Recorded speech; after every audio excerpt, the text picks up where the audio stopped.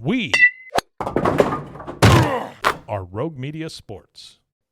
It is the Doomsday podcast.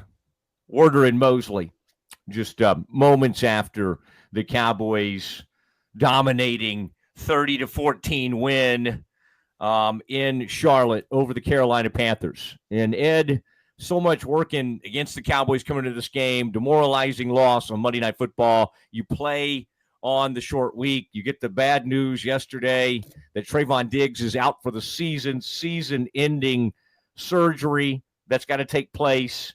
And on top of it was the first time the Panthers had been picked to win, that they were favored by Vegas in a game since 2022. So you had that indignity, and the Cowboys come out, Ed, even after that disastrous ending to the first half, and they get a decisive win. So, Ed, it was, it seems like from a playoff perspective, all that stuff is lost, right? And so at this point, it's like whatever you're playing for. Pride, next season, trying, seeing some players, seeing some younger players, whatever you're looking to see. But it ended up being a very dominant, especially on the defensive side of the ball, performance by the Cowboys. So a nice response after what happened on Monday. Yeah, being out at the Star a couple times this week, Mike McCarthy described the mood after the loss Monday night to Cincinnati as being one of the heaviest he'd felt in the Cowboys locker room in his 5 seasons as the head coach. And so I think between essentially losing a game that they knew they had to win to be relevant and have any reasonable chance of making the playoffs, even though that was going to be like a 1% chance, combining the loss to Cincinnati and the way it happened on that fateful play on special teams, losing DeMarvion Overshown for the season, and then yesterday finding out Trayvon Diggs is also out for the year. I think that if there was any quit in this team, it would have come in this game today. Now, I'm not saying they're going to win out because their next 3 games are against teams that, have playoff ambitions, and they're going to be highly motivated, and the Cowboys are still decimated by injuries. But, Mike McCarthy and his coaching staff, they're on expiring contracts. So they're in their last 4 games when this game began today. And so they're going to be fully invested. They're going to prioritize winning, and they have. The question was, well, how are the players going to respond? And it was a very favorable response. Like you said, keep in mind their opponent's 3-10. So there was a real indignity for the Cowboys coming off 3 12-win seasons to be the first opponent in 33 games to be an underdog against the Carolina Panthers, who haven't had a winning season since 2017. But the Cowboys had to play on the road on a short week. Worth noting, for all of Mike McCarthy's failures, his team has now won 10 straight short week games. They're 4-0 this year on a short week. That's the best record in the NFL under those circumstances. But I thought the thing that they did, before we get into too much detail, they scored first, they led the game throughout, and that really allowed them to play to their strengths, which was running the football on offense and pass rushing on defense. And we saw the results of that. Rico Dowdle, 3rd straight game with the career high rushing total. And then Mike Zimmer's decimated defense still coming up with, 6 sacks and 4 takeaways. Pretty incredible stuff when you consider, how many starters are out of the lineup on both sides of the ball. All right. I think what I'm hearing is this may be one of the best short week coaches in the history of the game.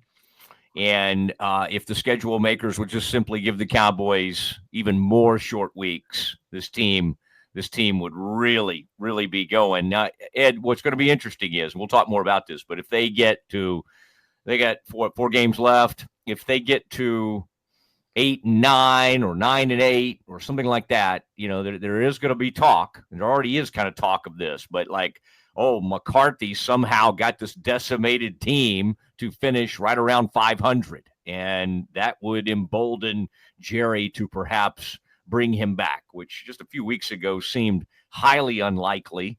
It does seem a little more likely, especially after today and after the how many 3 wins in the last 4 games? Is that right? Well, yeah, they won 3 of their last 4, and in in getting to 6-8, they've won now as many games with Cooper Rush, the starting quarterback, as they have with Dak Prescott, 3 for each.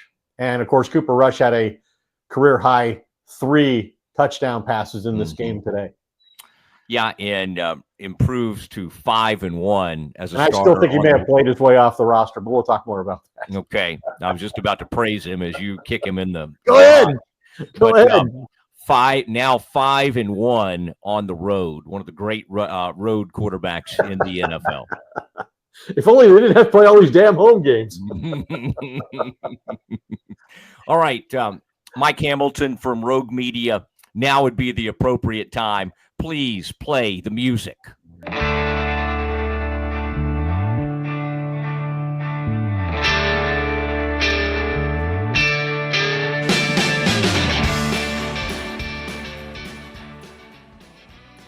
All right, Werder. This was interesting. I mean, we'll start with the defensive performance, and things got interesting as only the Cowboys can. Ed, I will say, well, before we do that, I'll just say, in typical form, they're up 10-0 down there before the half, trying to go in there, and it looks like they might make it a 3-score game before the half. 17-0 at half, which, I mean, I felt like the announcers were already kind of getting bored, thinking, oh my gosh, what do we have to talk about the rest of this game? And then trouble hits in the form of red zone turnovers. And it was the simplest of, it was an RPO and the Why is Cooper Rush running an RPO? What's Trey Lance for? The Trey Lance package has hit the ditch for some reason. They've abandoned it. And so they try an RPO with Cooper Rush, and Eddie executes it beautifully. It's going to go back to pass, but then hits Dowdle in the hip with the ball as Dowdle comes by and put it on the ground. And the Panthers, the guy's just like, oh, look what I found. And then trouble hits immediately as the Panthers hit on an 83-yard touchdown. Ed, as great as they were throughout the game with the pass rush, we'll talk plenty about that. This team has some major issues, whether it be at the end of games, end of halves. It's like they can play an entire half of really good defensive football, and then they give up these crazy, huge plays. And in this one, it looked like Aurier, who had to be in there because of Diggs and everybody else that's out. As Olsen pointed out, it looked like he should have stayed with the receiver going deep, and it left Wilson to try to chase him down, and he had no chance. I believe the receiver's name is Coker. He's an undrafted guy. Jalen Coker. Yeah. And so anyway, that was a disastrous set of events. That the only turnaround was the fact that the Panthers turned around their first possession and immediately gave it back to the Cowboys. So that was in the third quarter. Yeah, the Cowboys dominated the third quarter, but that was a brutal sequence because Cooper Rush's fumble wasn't really the result of any kind of defensive contact or pressure.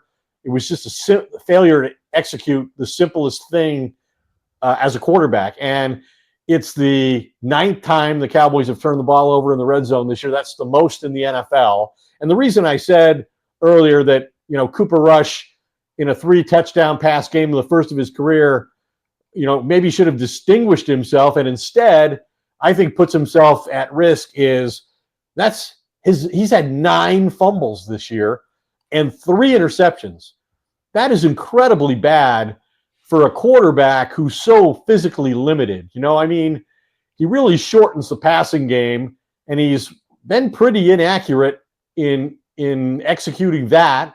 And then you're going to turn the ball over on top of that? That just can't happen. And it's been way too frequent an occurrence this year with Cooper Rush for reasons I don't know that have been explained. Fumbling that many times, he's played half the games. It's a ridiculous total. And so if he can't protect the football better than that, I wouldn't be surprised if the Cowboys don't look for somebody better, even though that probably isn't going to be Trey Lance, given the obvious disinterest among the coaching staff of the front office and seeing him play under any circumstances, because the Cowboys are largely out of contention in the playoffs. But I just think that for all he did in terms of throwing those 3 touchdown passes and what they were to CeeDee Lamb, who had another terrific game, and I think really has distinguished himself as a competitor and a leader in the locker room in a time when they really needed it. You know, he's playing with that AC joint injury and has for ever since the Atlanta game when Dak went out for the rest of the year. And he's produced. This was the Cowboys' first 100-yard rushing game and 100-yard receiving game with Dowdle and Lamb since 2022. So that is impressive that Lamb has continued to play with all of the other star players, big money guys. 5 of the top 7 highest paid players on this roster are on IR. That CeeDee Lamb, even though this season is going nowhere, and he's already made his money, he's gotten his second contract, the second highest paid receiver in football, he continues to compete. Now, maybe he won't play anymore after this game, now that I've said all that, but I'm impressed as somebody who interacts with him and questions him on a weekly basis out there that he's continued to play and to perform at the level we've seen.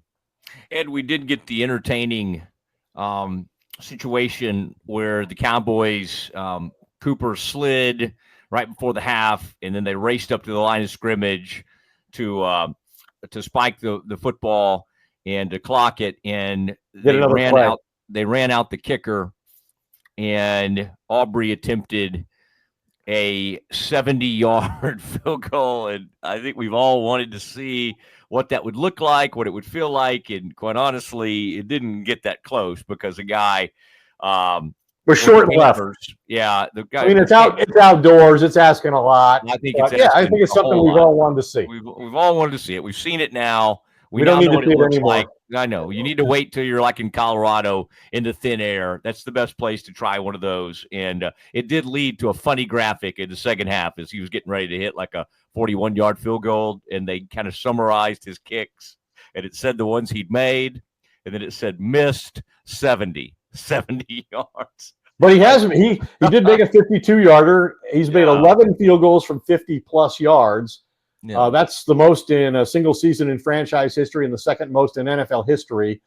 And as for the 70-yarder, to put that in some kind of context, it's only the 8th time in the history of the league that an NFL kicker has attempted such a long kick. And the first time since 2021 when Brandon McManus of the Broncos tried from 70 yards. So the longest attempt in league history, Sebastian Janikowski, 76 yards in 2008. Wait, that's the longest attempt?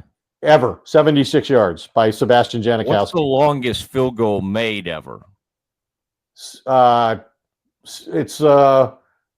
yard short of it. Aubrey's 1 yard short of it. Isn't it 66 yards?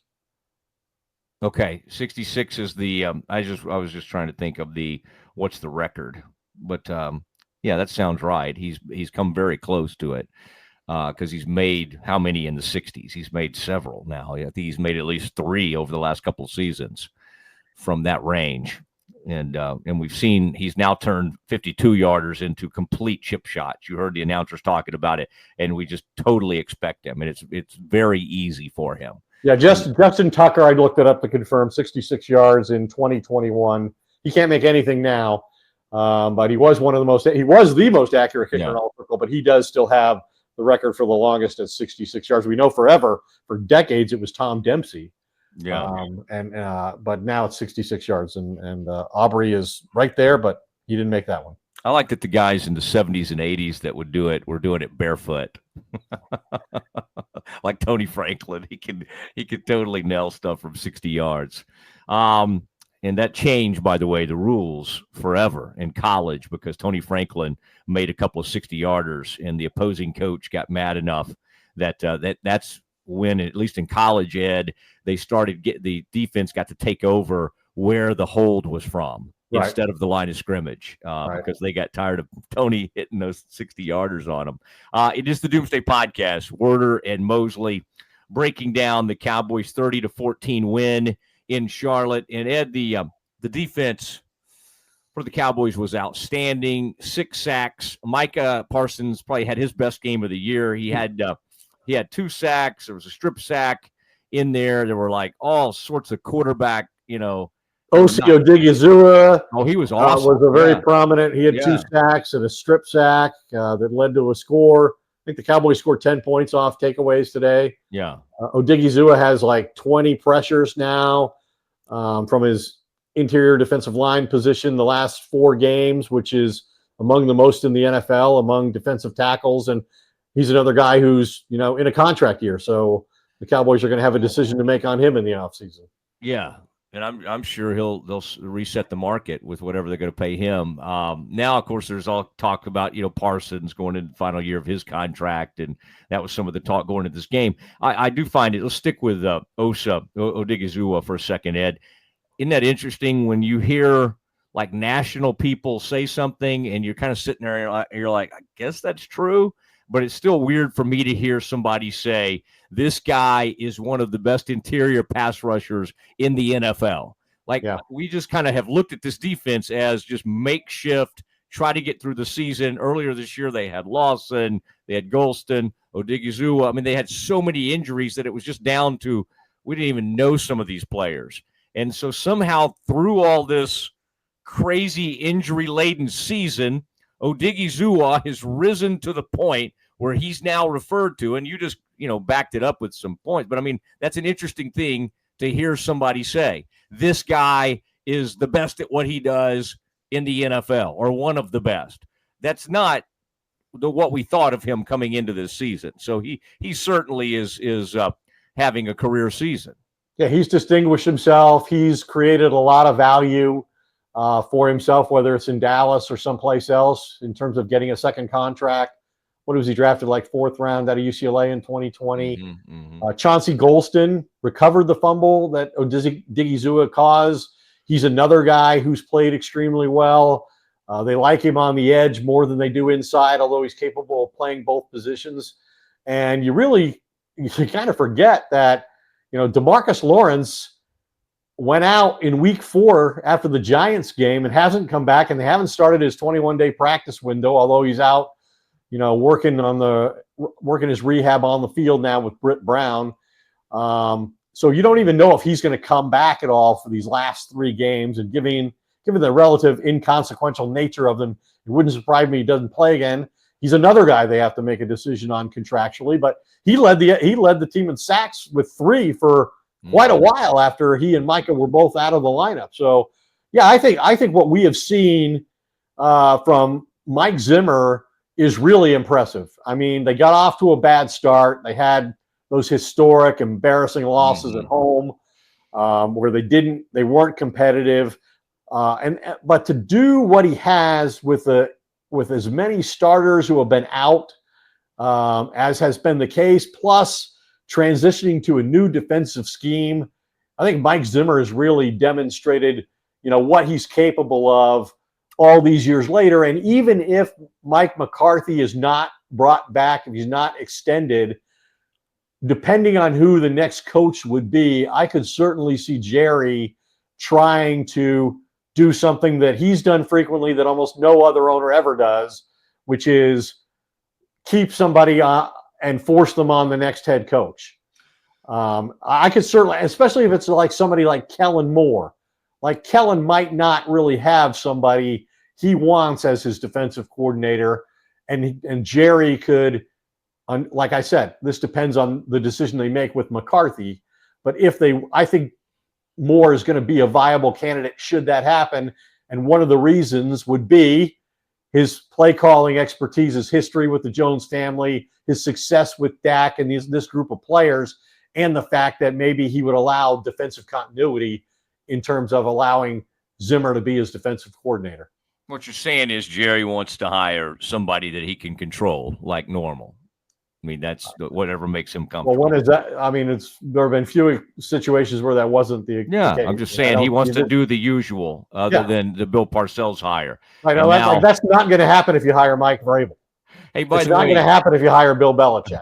When Belichick took the UNC job, and because I was just reading that quote, I didn't see, you were probably there that day.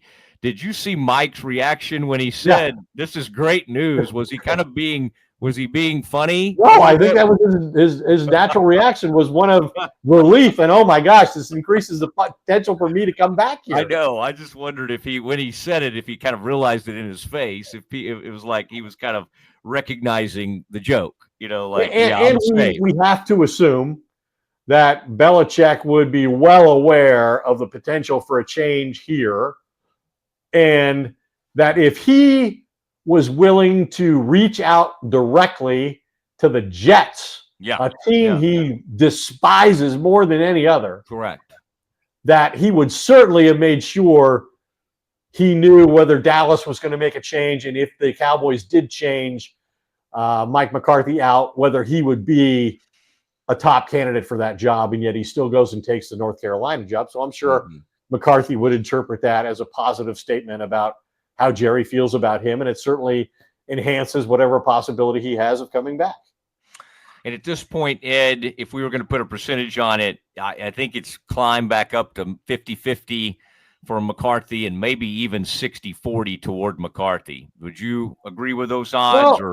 Yeah, I mean, I don't know, because it's still, to me, the thing Jerry won't be able to explain, and maybe he doesn't care, is you said that after this coach, after Mike McCarthy won 12 games 3 years in a row, that you were not going to extend his contract and you were going to force him to work the final year, which almost never happens in the NFL. You made that decision because he didn't have enough postseason success. And so now you're going to do it when they don't make the playoffs at all? Now, I know you can say, hey, we've had a historic number of injuries, with their most prominent players. And that's true.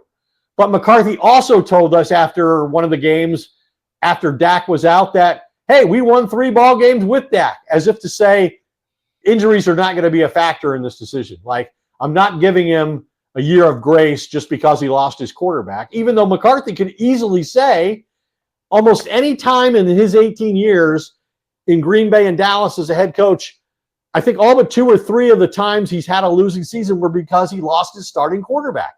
And the 2 years that he lost his starting quarterback in Dallas, year 1 and this year, are the 2 years he's going to probably finish with a losing record and miss the playoffs. And in the 3 seasons he had his quarterback, he made the playoffs every year and won 12 games. But I don't think Jerry can rationally explain that, and maybe he won't care. I thought Greg Olson made a great point on the broadcast today on the subject of McCarthy's return, and that is that it's easy to fire a guy or not bring him back in this case, but who can you get that's better? And how sure are you that they're going to be better? And the thing Jerry has to evaluate as he goes through this process is, do I still believe in this style of offense? Do I still believe throwing the football a vast majority of the time is what's going to win? Because the league is not doing that. The teams that are best in the NFL right now are teams that run the football. Detroit, the Eagles with Kellen Moore, the Ravens.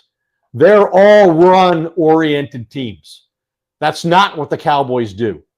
And it's not what they're ever going to do under Mike McCarthy, even though Rico Dowdle has 3 consecutive games with setting a career high. He's not going to emphasize running the football. So I thought that was a great point that Olson made. It's like, well, when you get in the playoffs, are you playing the style with your personnel that can win? And so far with Mike McCarthy, that's been a resounding no, because he's lost 3 of his 4 games, which is the worst postseason record in the NFL in the 4 years that he's been the head coach in Dallas. And the only win was against an opponent that was 8-9. So that sort of, it was Tom Brady, and it was the Tampa Bay Bucks. They were 8-9. The only team you beat in 4 playoff games was a team that didn't even have a winning record. Yeah. In last year's, and it was even Jerry recently brought up the karma that can happen at the end of the year and talking about momentum and all. And he was the one who brought up, how every time we've tried to, at the start of this year, Ed, when we would bring up the playoff game, McCarthy and everybody and Dak would say, no, it's a separate season. Has nothing to do with that playoff game. And of course, it was Jerry who brings it up recently. Oh yeah, that playoff game, you could certainly see, you could argue that that's impacted what's happening this season. Negative carryover effect is what he was saying. That's right. That's right. The Ed, I did want to, while we were on the defense a minute ago, I wanted to bring up Maris Leafau, who was, has obviously had to take on a bigger role with Overshone out for the season and probably next season as well. And today, on a play where, it was a huge play in the game. It was a game-changing play. He comes in with one of those punch out. He just puts a, was that Bryce going down? It was Bryce Young, and he was inside the Cowboy 10-yard line in a scoreless game at the time. And Maris Leafau just takes a punch at the ball, and the ball comes out. There's a big play for the Cowboys right there. And then Jordan Lewis, who appears to have an elbow injury, and we'll find out more throughout this week, but had to leave the game. But when he was still in the game, made a great play on the ball, and the ball gets tipped, and Kendricks gets that interception. So again, Ed, just a lot across the board, some tremendous defensive performances from this team. Right. The first takeaway from Bryce Young, the fumble you talked about with Leafau, that was recovered by Marshawn Nealon. So you had two rookies combining on that takeaway. And then the other one you talked about, Jordan Lewis breaking up the pass intended for Adam Thielen, and deflecting the ball in the air, and Eric Kendricks intercepting it. That was two veteran players combining for a takeaway. And then they had the play at the end of the game for another interception. But, I think I'm surprised at how well this defense is playing. And I think it's a huge positive that the players have continued to compete through all the adversity that this team has faced this year. All those embarrassing blowout losses when they didn't, I think Micah Parsons changes everything.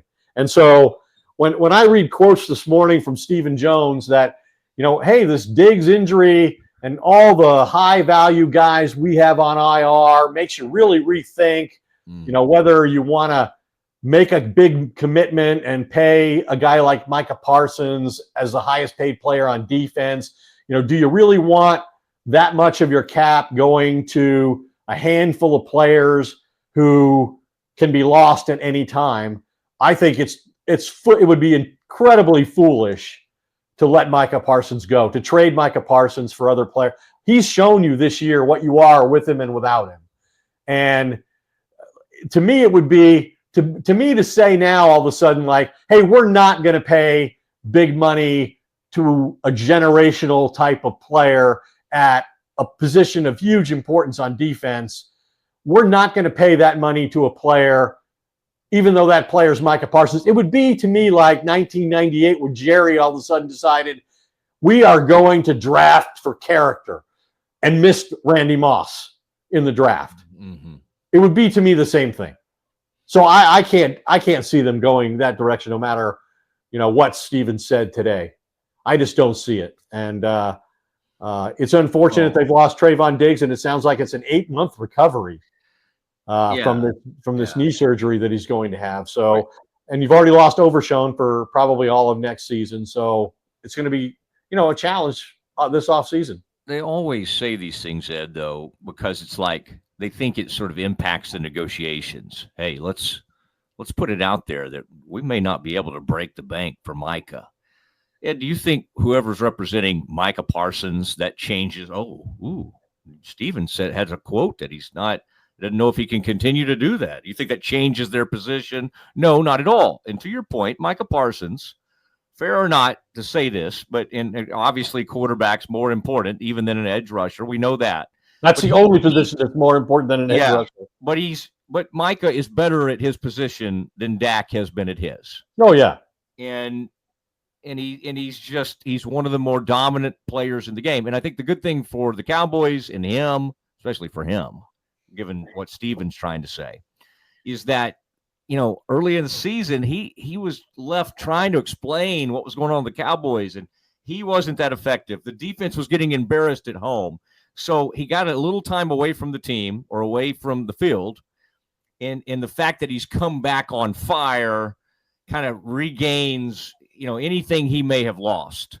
during that time, the Cowboys were taking it on the chin to the Saints and the Ravens and everybody they lined up against. And he's gone back to being, one of the hardest guys to prepare for in the league.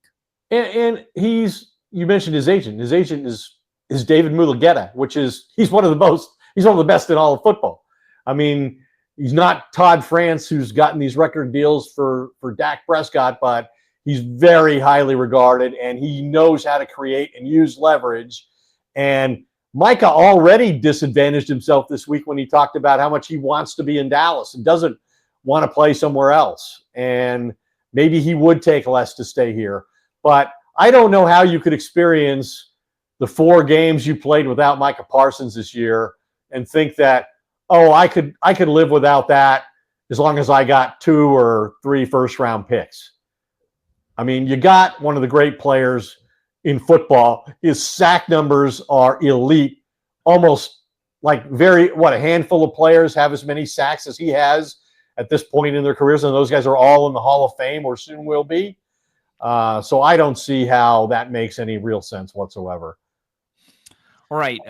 It is time. And Ed, I took our good friend Blake Marable. We went to lunch the other day and we had a talk. Boy, we talked about you, just talked about the podcast, how much he loves it. And this around the holidays. And in fact, first week in January, Ed, is when we're going to be filming some stuff over there. And I think you're going to enjoy, because finally, Ed, I get to show you some of those exteriors, the interiors. It's going to be wonderful to share with our audience, even through the off season. We'll be doing some great podcasts during the off season. But thank you to Marable Homes, Blake and Amy Marable, tremendous family out of Lake Highlands, and build homes in Preston Hollow, Highland Park, and wherever you need a home built, quite honestly. But luxury custom homes, we love having them, and you'll love these homes. And they've been a great sponsor over the last couple of seasons, and we appreciate them so much. I'm going on 3 seasons now, which we appreciate. And much like Ed, big tennis guy. Ed, we've been encountering a lot of tennis people. Ed played college tennis, in case you didn't know. And in fact, the other night we had some fans that kind of a studio audience up in our suite at the Cowboys game, and he was a tennis pro. And then the other guy was the one, Ed, that was dying to take pictures with you and that kind of thing.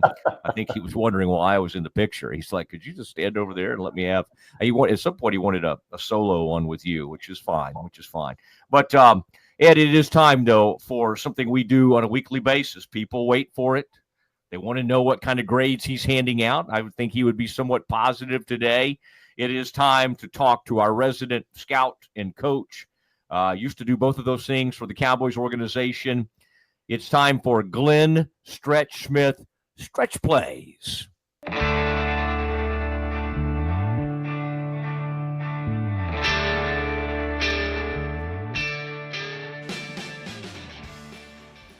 There he is. Stretch Plays. You hear him on WFAA. You hear him on Doomsday. It is Glenn Stretch Smith in the aftermath of this Cowboys 30-14 win. He's making notes as we speak.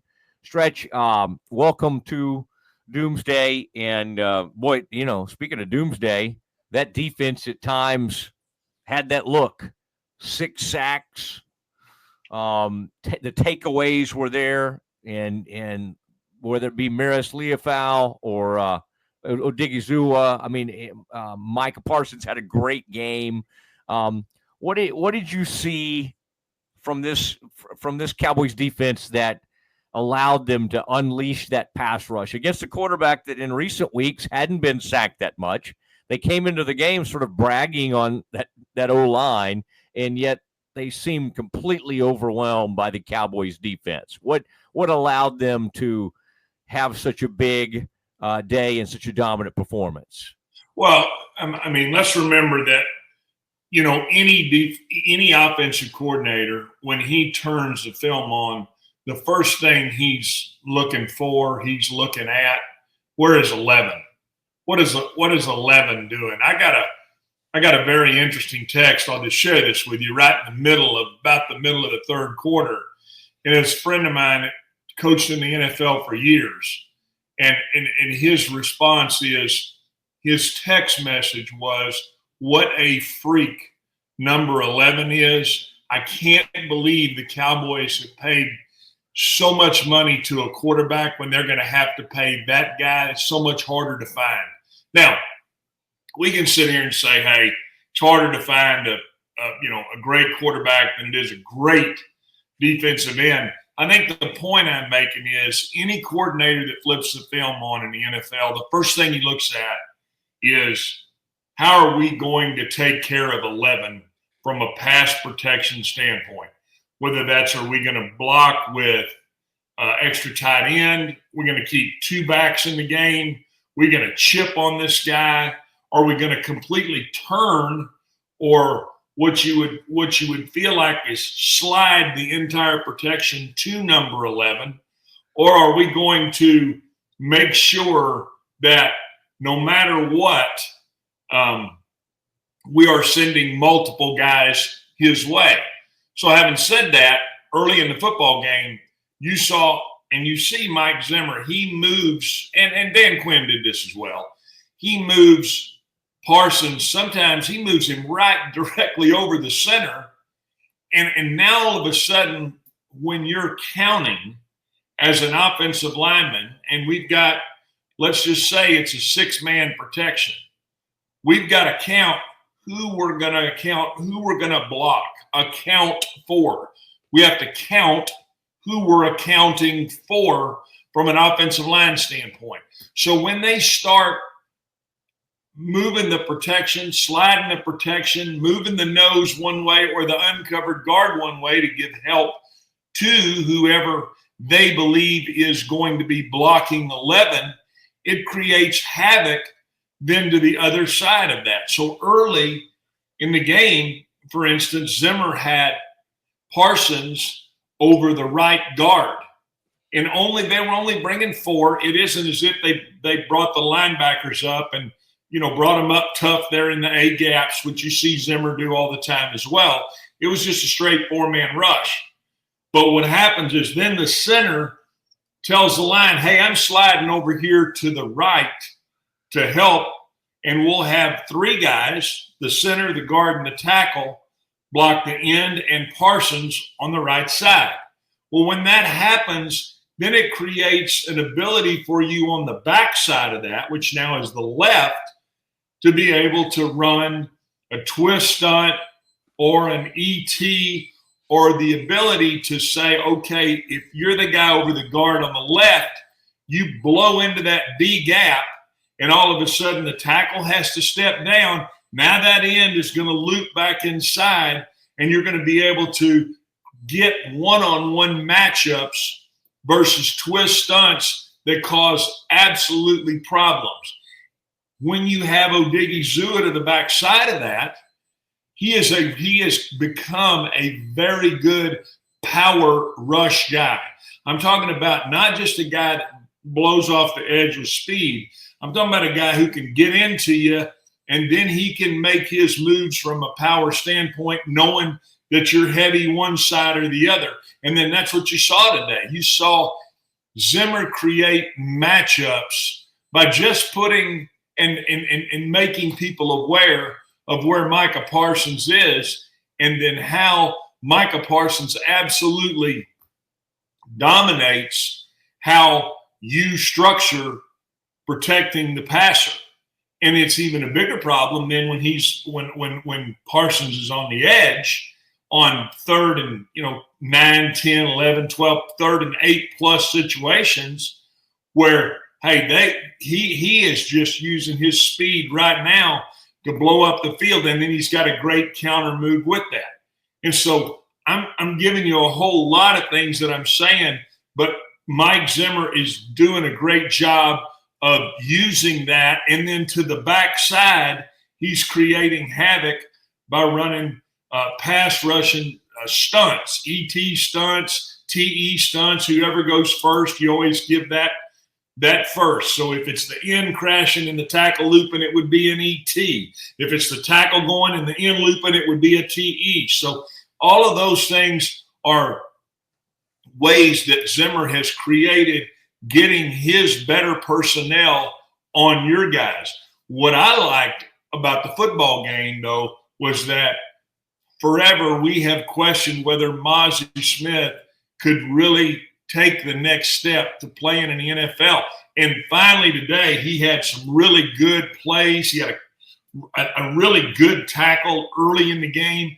And so you see that. You see Leofau step in for Overshown, punch the ball out, get a big turnover.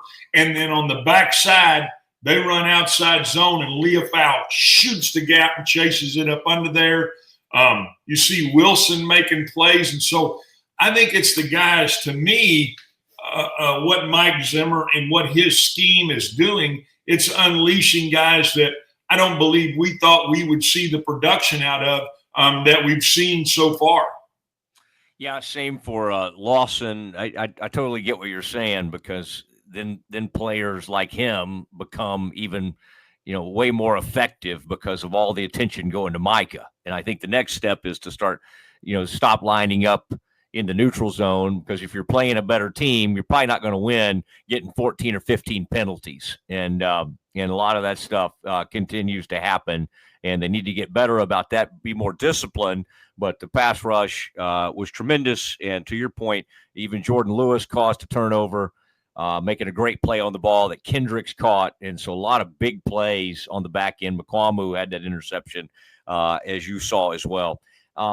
Stretch on the offensive side of the ball, Rico Dowdle, we all year we talked about the lack of a run game, the decision to come with Rico and Zeke. And, they finally, about 3 weeks ago, committed to Rico as the feature back, and it's paid off in a huge way. The last 3 or 4 games, he's put up big numbers. He's averaging over, I think, the last 3 games, 119 yards a game. He ran for 149 today.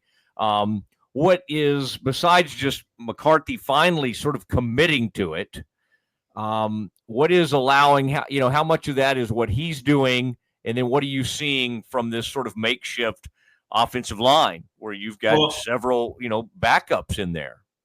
Yeah, that's the key, is the job that Mike Solari, the offensive line coach, has done with Hoffmans, with Bass, with Adoga.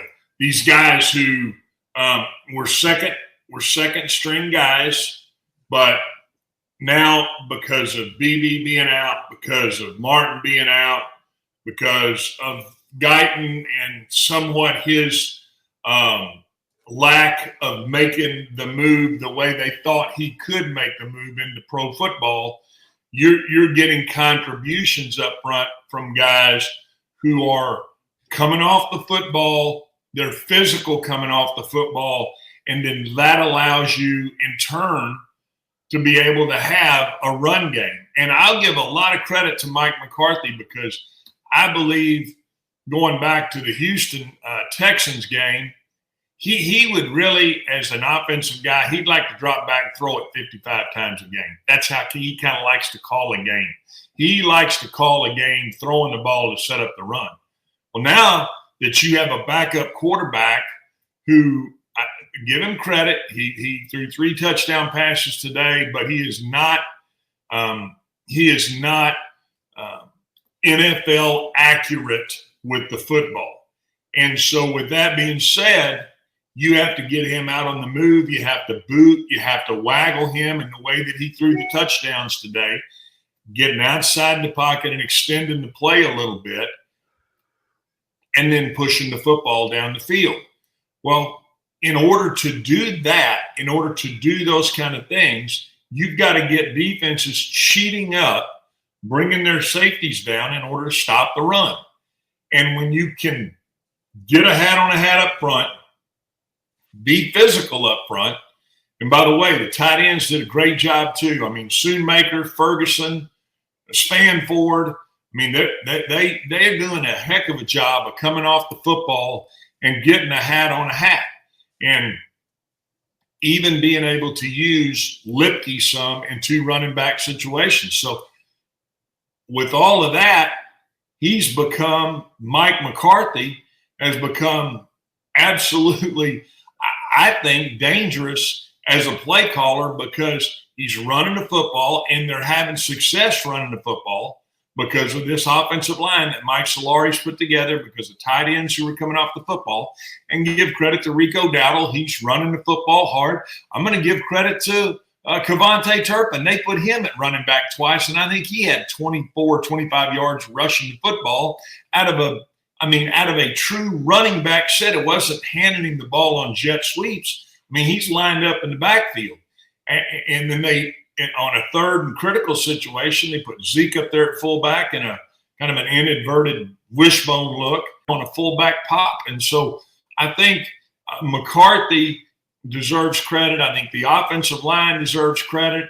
I think the quarterback is a functional quarterback when they can run the football. And I think that's what they've decided, and that's what Mike McCarthy is at least being committed to, is calling the run and knowing we're better offensively, and we are keeping our defense off the field when we don't get in these situations where we go 3 and out, where we can make some first downs, get a field goal kicker in range where anything under 60 he's going to hit, and having the confidence in all of that and knowing that he's confident to call the run.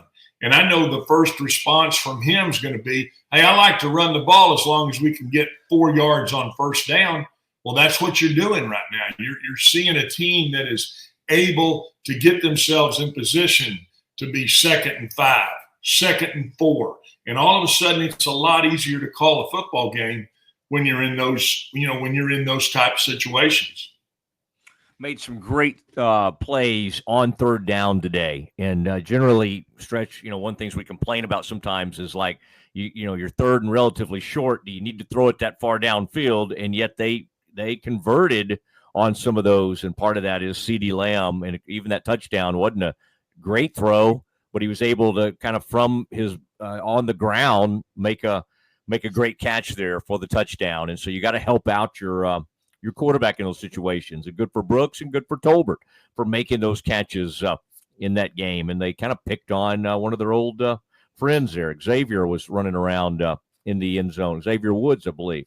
And so, Stretch, I appreciate it. Hope you have a great night on TV. Happy holidays to you.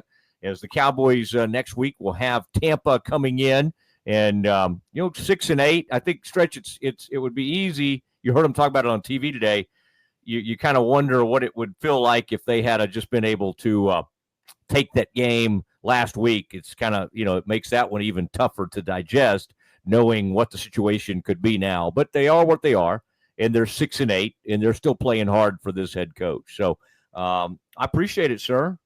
Yeah, I don't think there's any question. They're still continuing to play really hard. I mean, they're bought in. They've got some pride about them, and you got to give the credit to McCarthy and Zimmer, and hey, they do continue to play hard and put themselves in position to win football games with a backup quarterback, and that's hard to do in the NFL. It really is. I mean, it is hard to do. So, yeah, Mosley, happy holidays to you. I hope you get yourself some Christmas shopping. I know how organized you are, and I'm sure it is. You have got the list, and you are absolutely just checking it off and going to click it down, because you're not a guy that's going to be in the malls, headed towards next week and Christmas Day. So I'm sure you're doing an unbelievable job with it. There's no way I'll procrastinate on that, and I even have something in mind for you. A little holiday bonus is what we'll call that. But thank you, Stretch. It is Glenn Stretch Smith on Stretch Plays.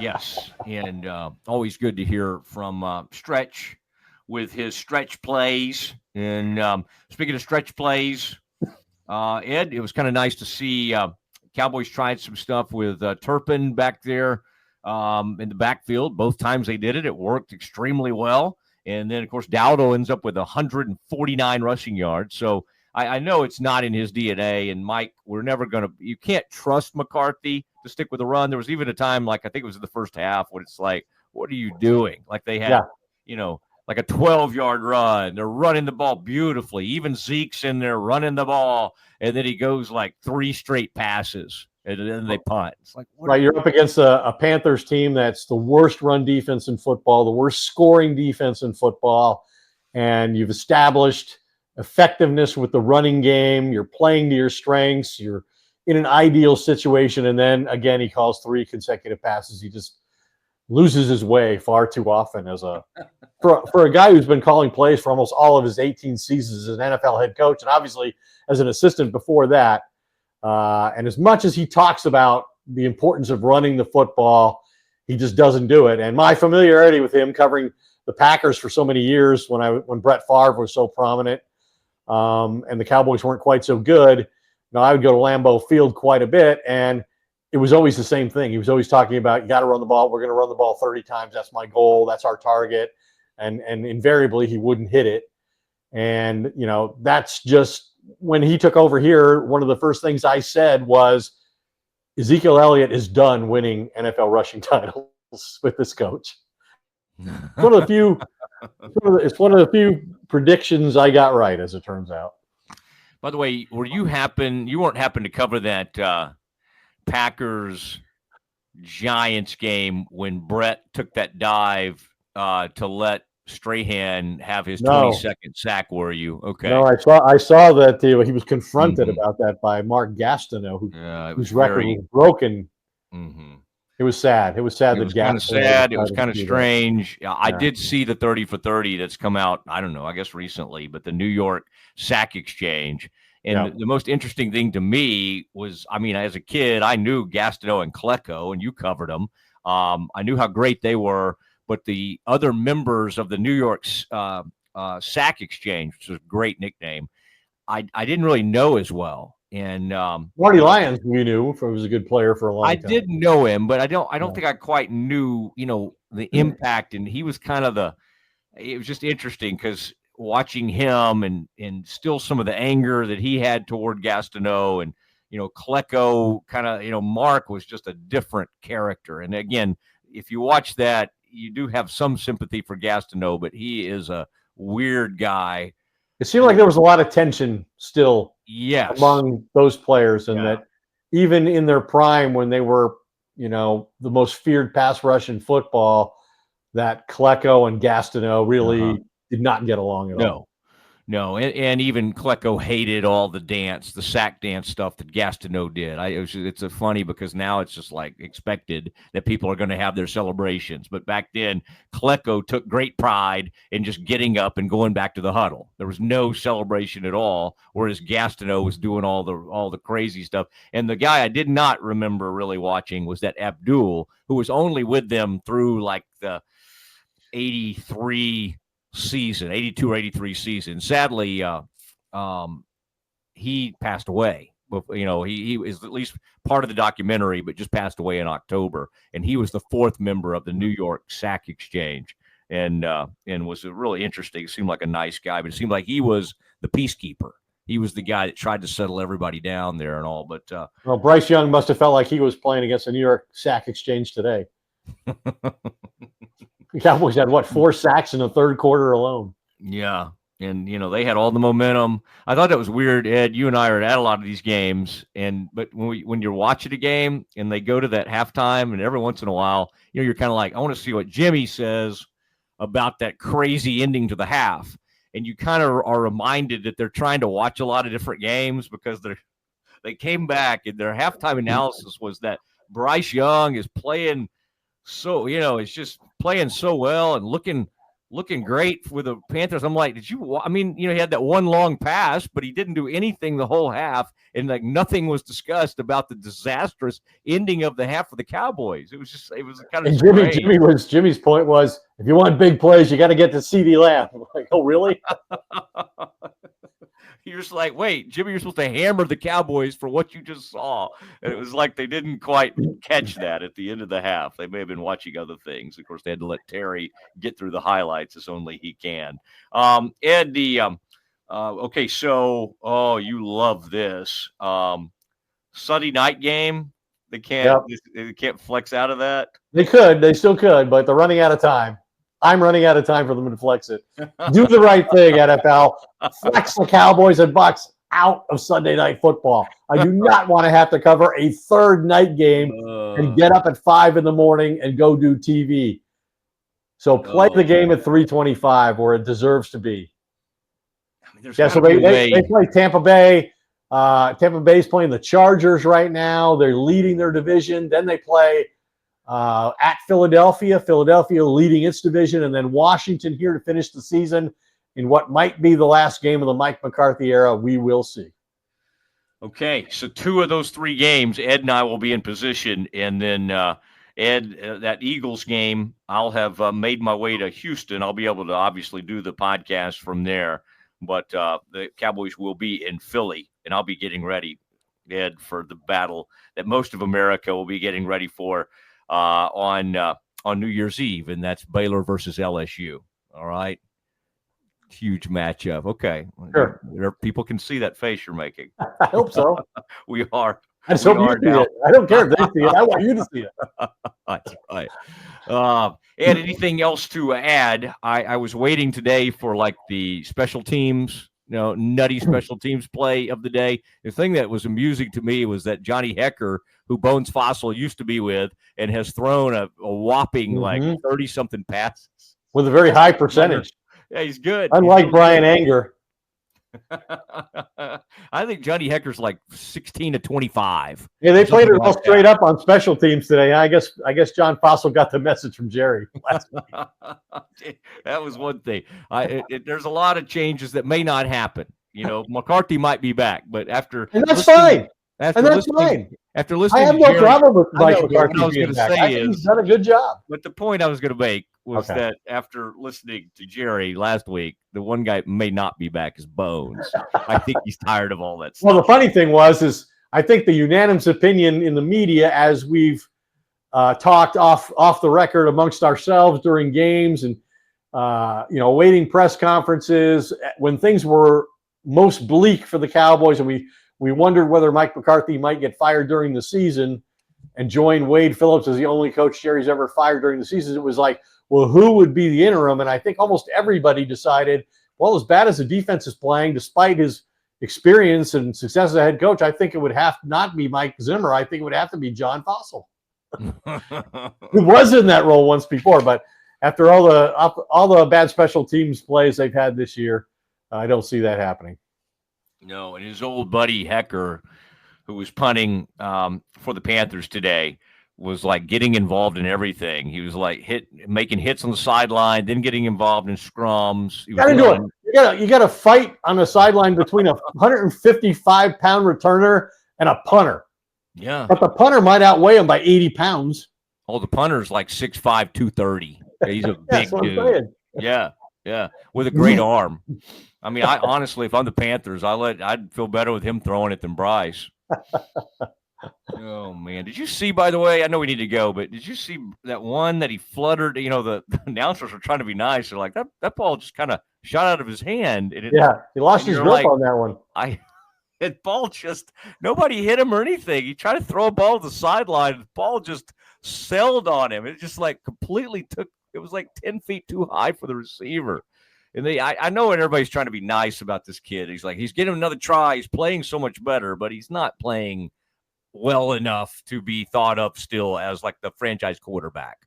And his team's going to have a top 5 pick again this year. Yeah. So we'll see what they decide to do. They were eliminated today, and Dave Canales, the first-year head coach there, did reiterate that Bryce Young remains the starting quarterback. So the Cowboys had a good day when their opponent has been eliminated from the playoff chase, and the head coach is still supporting his starting quarterback. Do you know the mascot name for the Panthers? The Panthers mascot? Do you know his name? I do. Okay. You want me to say it, or you want to say it? Sir Purr. Sir Purr. Sir Purr. I like Sir Purr. I like that one Jacksonville. That's the only one thing I like about the Jaguars organization. I like that Jackson DeVille or whatever. Jackson DeVille. I like him. Just kind of a big wobbly looking character, kind of like the old Philly fanatic. Okay, Ed. We should have ended this at least 2 minutes ago and probably 10 minutes ago. We'll cut this in post edit. We'll work this off. Thank you, Ed. Appreciate it. Good work by you. And we'll be watching your work tomorrow morning early on WFAA about 6:30 in the morning, folks. You love saying that, don't you? Yeah, I do, folks. Plan their mornings around. A lot of people do watch morning. And I'll see you next TV. Sunday night if the NFL does the wrong thing and doesn't flex this game. I know. Rogue Media Network. Thank you, Mike Hamilton. Thank you, Corey Dickman, the whole gang at Rogue. And thank you, Ed Warder. I am Matt Mosley. This has been the Doomsday Podcast.